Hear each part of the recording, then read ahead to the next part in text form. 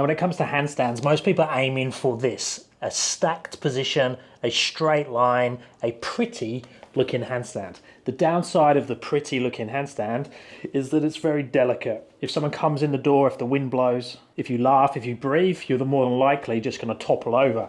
So it might look super pretty like a sports car, but if you bump into it, it's going to collapse, break, and cost you loads of money. And if you watch my other videos where I talk about the handstand balance window, we know that that can give us some room for error. So if I can move between my overbalance, so being in this direction on my tiptoes, not my tiptoes, my fingertips, and if I'm in this direction on my underbalance, so now I'm loading the shoulders and my feet have gone back this way, and I can move between those two, I have a nice room for error or nice window of balance that I can consistently kick into.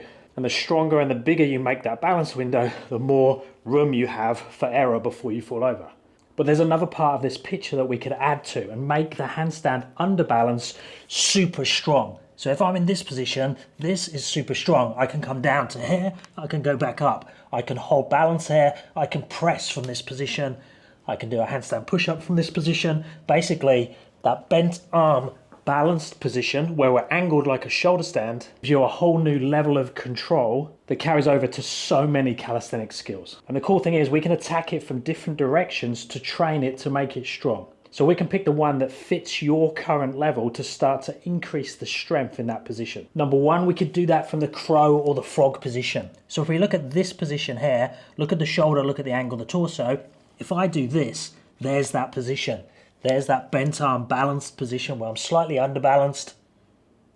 And our crow, our frog position, puts us in there nearly perfectly, as long as we have a flatter, stronger crow position. So if our crow or arm balance position is very yoga-y and stacked more, it's not going to carry so well over to that bent arm position. So we might want to make our crow or our frog a little bit flatter when it comes to the torso. So more like this. And then we need to make sure that we've got lots of weight in the hands and the shoulders and the arms so I can lift one leg off, even lift two legs off in that position and just play around with that position. Now, if your balance isn't so good and you can't really float the legs out of that crow position, you could play around with the wall version. So I can be in a froggy position here in the wall, and then I'm walking down and just playing with this. So coming on and off in that position. So I'm starting to get all the way into the hands and the shoulders, and I have the help of being able to step off the wall. Same idea if I step on and off a bench into that position, so lots of weight into the hands, into the shoulders, into the upper body. Then I step on and off, and then I go both legs and just play around with variations there.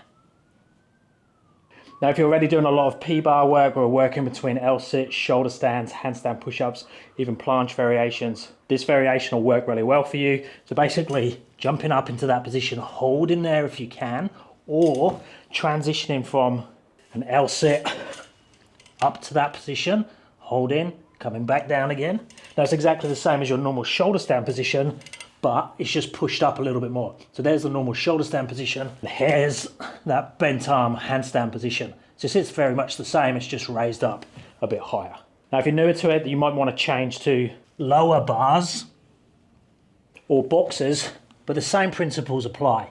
Now here you can see I'm using the wall to help me find balance in that position. I'm just hanging out there. I can open out and go back to it. What you'll notice is it's actually very similar to the handstand push-up position or the pathway that we go through.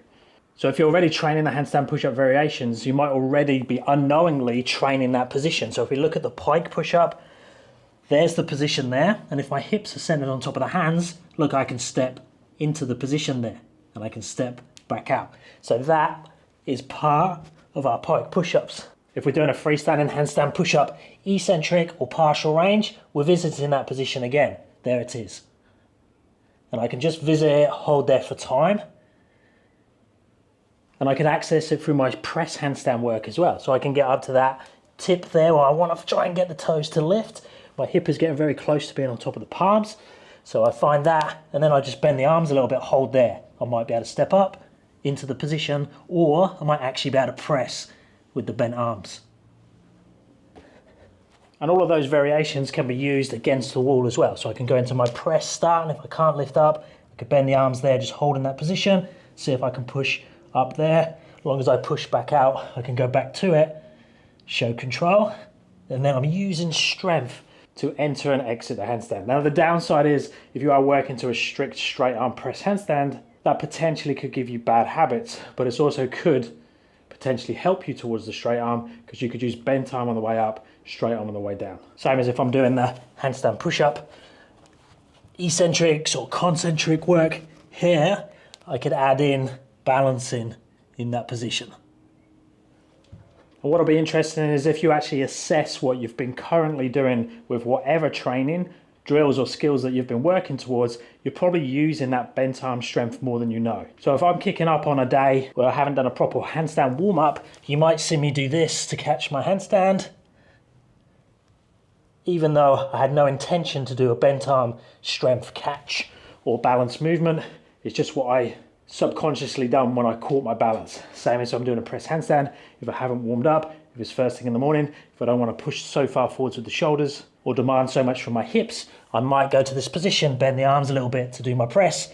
Again, unknowingly go through the movement to help me get the skill or just enter the handstand on the day. So it's worth at least assessing where you are in terms of your bent arm strength balance, and then use it to your advantage. So if you never bend your arms, if you're scared of bending your arms, I'd highly recommend you add some pike push-up type movements in, because it's going to fill the gaps, and it's also just going to create another safety measure that if your arms do bend in the future through your training, you'll have some condition in there and you're not going to collapse on the floor. If you're someone who's already strong in a bent arm position, you can use it to access your other skills. We just need to be careful that we don't get too stuck with it. If you need more help with your training, check out my app and my website. Links are down in the description, or visit www.paultwyman.com.au. I offer coaching options for all levels and all budgets. Let me know down in the comments if you have any video requests, and I'll speak to you in the next one.